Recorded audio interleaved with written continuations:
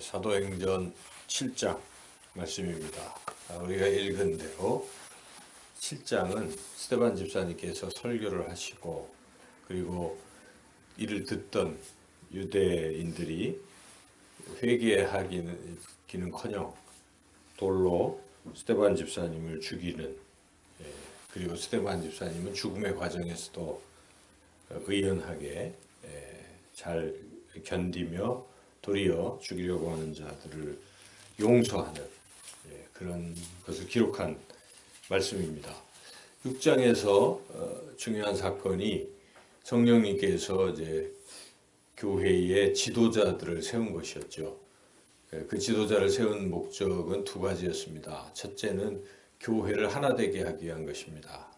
그래서 히브리파, 헬라파 그 과부들의 구제 문제에서 한쪽이 헬라파 과부인들이 자꾸 소외되었는데, 그러한 이제 그래서 교회가 막 좀 분란이 일어났죠. 그 분란의 단초를 제공한 사람들은 사도들이었습니다. 사도들이 사람들이 워낙 많아지니까 자신들이 그냥 그 일을 다 하려고 하다가 그만 이렇게 모르는 거죠. 일부러 그러지는 않았을 거고, 모르고 헬라파의 과부들을 식별을 못한 것이죠. 그래서 그 과부들이 자꾸 구제에 빠지고 하니까 그들이 불평불만이 많아지고, 그래서 이렇게 교회가 하나 되지 못하게 하는 원인을 사도들이 제공한 것을 알았죠. 그들이 기도하면서 성령 충만해서 그래서 깨닫게 되고, 그래서 이제 다시 이렇게 하면 안 되겠다 해서 교회의 일꾼들을 세운 것입니다. 그래서 그들에게 나누어서 같이 분담을 하는 게 옳다. 그래서 그렇게 함으로 이제 교회가 다시 이제 평안해지는, 그게 하나의 목적입니다. 그래서 직분자를 세우는 목적은 동역하고 교회를 하나 되게 하는 이제 이런 일. 그래서 그 구제하고 하는 일 자체는 구제 자체도 중요하지만 교회를 이렇게 하나 되게 하는 데 목적이 있었다는 걸 첫째 우리가 알고, 둘째 목적은 그들도 복음 전파자로 세우기 위한 것이었다는 것입니다. 그래서 사도들만 복음을 전파하는 것이 아니라 그 7 집사들도 복음 전파자로 세운 것입니다. 성령님께서는. 그래서 두 분, 그 중에 대표적인 두 분 이야기가 기록되어 있습니다. 6장 그 후반부부터 시작해서 7장까지 스데반 집사님, 그리고 이제 8장에서 우리가 읽게 되겠지만 빌립 집사님, 이렇게 두 분의 그 전도의 놀라운 일들을 기록함으로써 이 전도는 사도들 12사도를 주님께서 택하시고 부르셨지만 그들만 하는 것이 아니라 이렇게 또 같이 온 교회가 함께 이 복음 전파를 해야 한다는 것을 성령님께서 깨닫게 하신 것이죠. 그래서 오늘 이 7장은 스데반 집사님이 어떻게 복음을 전파했는가 하는 과정을 잘 보여주고 있습니다. 스데반 집사님은 우리가 읽은 것처럼 구약 성경에 정통했다는 것입니다. 구약의 그 아브라함부터 시작해서 요셉, 모세 쭉 이어지고 있지 않습니까? 그리고 성전 건축, 이런 놀라운 사실들을 아주 그냥 한마디로 쭉, 아주 긴 말씀이었는데 쭉 꿰서 쭉 이야기를 하죠. 구약을. 그러면서 지금 핵심은 회개를 촉구하는 내용이죠. 항상 이 설교의 핵심 부분은 회개를 촉구하는 게 먼저 선행됩니다. 회개를 해야죠. 그리고 회개한 후에 이제 예수 그리스도를 증거하는 것입니다. 우리의 죄를 어찌할꼬, 베드로 사도도 사도행전 2장에서 성령 충만해서 그들에게 이제 너희들이 예수 그리스도를 죽였다 하는 죄를 지적했을 때 그들이 마음이 찔렸습니다. 그리고 회개했습니다. 그래서 그들이 예수님의 제자가 3,000명이 되지 않았습니까? 지금 스데반 집사님도 베드로가 설교했던 것과 같이 쭉 하는 것이죠. 그래서 무슨 죄를 지적했습니까? 첫째는 불순종의 죄를 지적했다는 것입니다. 선조들이 아브라함 때 이렇게 해서 요셉을 거쳐서 이스라엘 백성들이 애굽에서 이렇게 있었는데 모세를 통해서 이제 구출을 했지 않습니까? 광야에 인도하는데 이 이스라엘 백성들이 다시 애굽으로 돌아갔으면 좋겠다 이런 식으로 하나님의 말씀에 불순종했죠. 그 불순종의 죄를 이제 지적하는 것입니다. 1절에서 한 40절까지 쭉 그 하다가 마지막에 가면 이제 39절에서 그 죄를 지적하고 있죠. 39절을 한번 읽어보겠습니다. 우리 조상들이 모세에게 복종하지 아니하고자 하여 거절하며 그 마음이 도리어 애굽으로 향하여 하고 이제 이렇게 우상 송아지 만들고 막 이렇게 죄를 지적했습니다. 그것처럼 하고 이제 지금 무슨 얘기를 하는 거냐면 너희들도 지금 불순종을 하고 있다.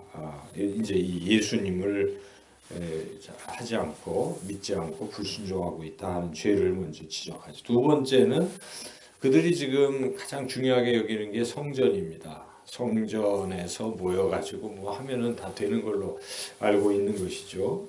그런데 실제 하나님을 섬기지 아니하고 또 하나님이 보내신 예수님을 믿지 않는 그러한 죄를 범하고 있습니다. 그래서 그렇지만 그들은 성전 자체를 매우 중시하고 있었습니다. 그런데 스데반 집사님 그 성전이 하나님이 계시지 않는다. 지금 그 얘기를 하는 거죠. 그래서 이것 때문에 아마 이들이 흥분했을지도 모릅니다. 여기에 쭉 그 광야에서 장막을 처음에 이렇게 만들게 하시고 그것을 다윗이 가져다가 이 다윗성에 두었다가 다시 아들 솔로몬을 통해서 건물로 성전을 다 집을 지었다.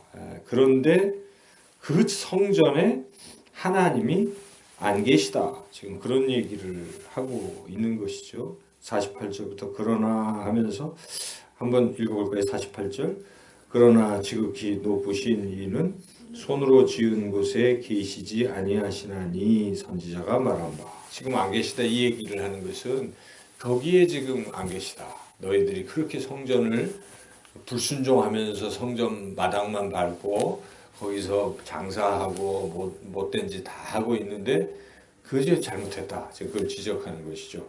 이는 곧 예수님께서 이제 성전이다. 그걸 얘기하는 것입니다. 지금 핵심은 스데반 집사님이 말하려고 하는 핵심은 예수님입니다. 앞서서도 선지자를 보냈다. 모세를 통해서 보낸 선지자가 바로 그 예수 그리스도이신 것인데 그런데 그 예수님을 믿지 않았다. 이제 성전된 예수님을 또 믿지 않았다. 이렇게 죄를 지적하고 있는 것이죠. 그래서 그리고 하나님이 또 그 율법을 중요시하고 있는데 그 율법도 지키지 아니하였도다. 53절 읽어보겠습니다. 너희는 천사가 전한 율법을 받고도 지키지 아니하였도다 하니라. 이런 세 가지 큰 죄악에 플러스 한 가지 더 큰 죄악은 이제 예수님을 비롯한 선지자들을 박해한 죄죠. 그게 이제 52절이고 곧 예수님을 죽였다 이 얘기입니다. 너희들이 이렇게 여기까지 이제 죄를 지적했습니다. 이렇게 죄를 지적했을 때 그들이 마음이 찔려서 회개해야 되는 것이죠. 사도행전 2장에 보면 베드로가 성령 충만해서 설교했을 때 그들이 마음이 찔렸습니다. 너희가 예수를 죽였는데 이 예수를 하나님께 살리셨다 할 때 마음이 찔려서 우리가 그럼 어찌할꼬 하고 회개를 했다는 것이죠. 그래서 그들은 회심이 되니까 이렇게 3,000명의 제자가 됐는데 지금 이 스데반 집사님이 전하시는 말씀을 듣고도 마음이 찔린 건 찔렸어요. 그런데 이들이 어떤 반응을 보이는지 54절 한번 읽어보겠습니다. 그들이 이 말을 듣고 마음에 찔려 그를 향하여 이를 갈거늘. 참 두 가지 반응이 있다는 것입니다. 우리 사람들은 참 두 종류인 것이에요. 하나님의 말씀을 들어서 잘못을 지적받을 때 마음이 찔리는 거죠. 누구나 다 찔리죠. 마음에. 그런데 찔린 후에 반응이 어떤 사람은 그래. 내가 하나님 앞에 잘못했구나. 회개하고 그리고 하나님 앞에서 겸손하게 그 사람이 변화되고 그 성령을 선물로 받고 죄사함 받고 하나님의 자녀가 되고 은혜 가운데 살아가는 것. 우리들이 그런 사람들이죠. 그런데 어떤 사람들은 아무리 복음을 전해도 잘못한 건 알아도 하나님께 돌아오지 않고 심지어는 어떤 사람들은 그 말씀을 전하는 것에 대해서 핍박하고 반대하고 이를 갈고 이런 사람들이 있다 하는 것이죠. 두 종류의 반응에서 우리가 잘 생각해 봐야 되고 우리가 항상 스폰지 같이 그리고 옥토와 같이 하나님의 말씀을 그냥 하나님이 말씀하시니까 이렇게 듣는다면 그게 은혜가 되고 그때 성령 충만하고 변화의 역사, 은혜의 역사가 이제 일어난다는 것이죠. 이제 그런 일을 갈던 그들이 이제 스데반 집사님을 돌로 쳐서 죽이고 하는 이런 악을 범하는데, 한편 우리 이 스데반 집사님은 그런 핍박 중에도 어떠한 모습이었는가? 하늘을 보고 있고 하나님 우편에 예수님이 서신 것도 이렇게 보는 이런 상태죠. 그리고 이들이 돌로 쳐서 죽일 때도 그들을 용서하는 59절 60절 읽어보겠습니다. 그들이 돌로 스데반을 치니 스데반이 부르짖어 이르되 주 예수여 내 영혼을 받으시옵소서 하고 무릎을 꿇고 크게 불러 이르되 주여 이 죄를 그들에게 돌리지 마옵소서 이 말을 하고자 하니라. 참으로 놀라운 모습이죠. 그런데 어째서 어떻게 해서 스데반 집사님이 이렇게까지 순교를 할 수 있었고 당당할 수 있었고 용서할 수 있었는가? 핵심이 무엇입니까? 스데반 집사님 물론 훌륭해서 그랬다고 얘기할 수도 있겠지만 중요한 것이 있어요. 그게 56절에 나와 있습니다. 한번 읽어보겠습니다. 스데반이 성령 충만하여 하늘을 우러러 주목하여 하나님의 영광과 및 예수께서 하나님 우편에 서신 것을 보고 성령 충만하여, 이게 핵심인 것이죠. 아, 그렇구나. 스데반 집사님이 성령 충만하니까 죽음도 두려워하지 않고 그리고 자기를 해치는 자들도 용서할 수 있고, 그래서 성령 충만하면 이렇게 되는 것입니다. 이미 앞서서 6장에서도 성령 충만했던 스데반 집사님이 어떠한 상태였는가를 또 한마디로 요약을 했는데 6장 15절 다시 한번 읽어보겠습니다. 6장 15절 말씀 시작. 공회 중에 앉은 사람들이 다 스데반을 주목하여 보니 그 얼굴이 천사의 얼굴 같더라. 이것도 다 성령 충만해서 그 10절에 보면 6장 10절에 스데반이 지혜와 성령으로 말함을 그들이 결국 성령 충만입니다. 이 사도행전에서 우리에게 가르쳐 주시는 교훈은 성령 충만하면 권능을 받는다는 것입니다. 권능을 받는다는 것은 우리가 막 능력을 행하는 것만 자꾸 생각하는데 그 권능 속에서는요 죽음도 두려워하지 않는 권능이라는 것입니다. 뭐 능력 베푸는 것보다 더 큰 능력은 죽음도 두려워하지 않는 것입니다. 그래서 주여 주여 하는 자마다 다 천국에 들어갈 것이요. 내가 주의 이름으로 귀신을 쫓아내지 않았습니까? 뭐 능력을 행하지 않았습니까? 나는 너를 도무지 모른다. 예수님은 그렇게도 말씀하시잖아요. 그런데 더 큰 능력이 무엇입니까? 더 큰 능력은 죽음도 불사할 수 있는 능력이라는 것입니다. 우리가 이 축복의 개념을 잘 이해를 해야 되는데, 축복은 세상 사람들이 말하는 축복만 자꾸 생각해서 잘 먹고 잘 살고 이렇게 하면은 이게 큰 축복 받았다고 생각. 물론 그것도 복이지만은 더 큰 축복은 무엇이겠습니까? 고난을 이겨내는 게 축복인 줄로 믿습니다. 죽음도 이겨내는 게 축복인 것입니다. 우리가 어려워도 기쁘게 당당히 걸어갈 수 있다면 이처럼 큰 축복은 없는 것이죠. 현재의 고난은 장차 우리에게 나타날 영광과 좋게 비교할 수 없다. 이렇게 우리가 믿음 가지고 당당히 나갈 수 있는 그 힘, 그런 것이 바로 큰 축복인 것이죠. 그 축복이 어떻게 옵니까? 성령 충만을 통해서 오는 것인데, 성령 충만은 어떻게 옵니까? 기도할 때 성령 충만이 오는 것은 지금 앞에서부터 우리가 1장부터 계속 읽고 있지 않습니까? 모여서 기도하면 성령 충만 받습니다. 성령 충만 받으면 순교도 하고 죽음도 불사하고 고난도, 사도 바울은 숱한 고난 속에서 뚫고 가서 복음을 전파하는 그런 멋진 인생을 살지 않았습니까? 그래서 이것은 뭐 늘 똑같은 거예요. 성경이 뭐 특별한 게 어디 있겠습니까?